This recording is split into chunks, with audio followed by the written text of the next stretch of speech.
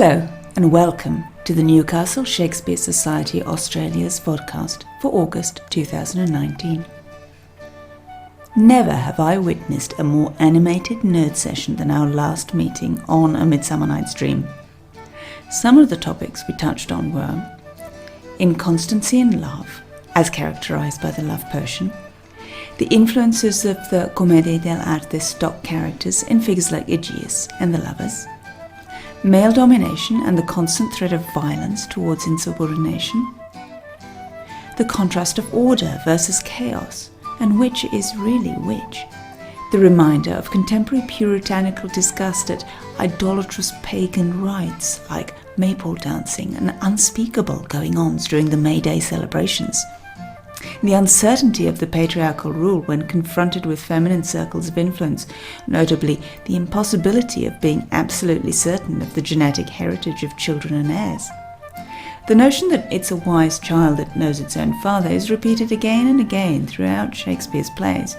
When you consider the insistence on transformation, monsters like Bottom being created through the fairy's agency, and the central device of the changeling Indian boy, these undercurrents come prominently to the surface.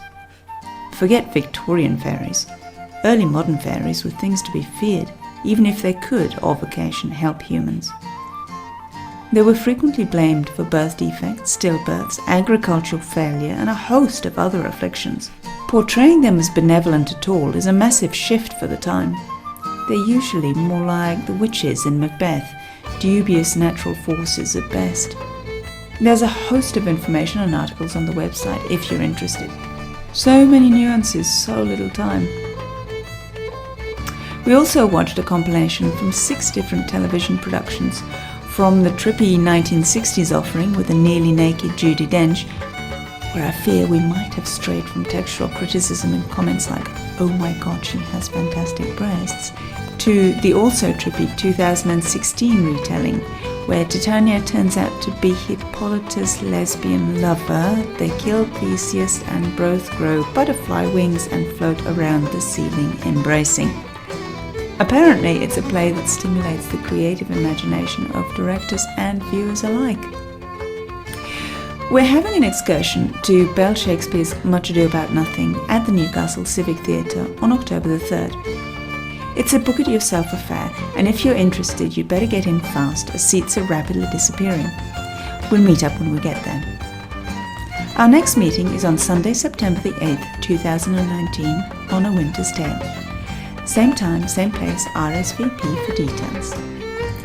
There were calls for a renewed assault on A Midsummer Night's Dream after we left such a volume of text unread and unaddressed, but many of the themes of dubious legitimacy and swapped children will be resurfacing in this late play, so I'm sure we'll revisit the themes anyway.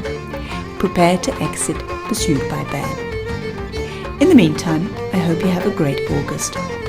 Thanks for listening, and this is Vesna, signing off for the Newcastle Shakespeare Society, Australia.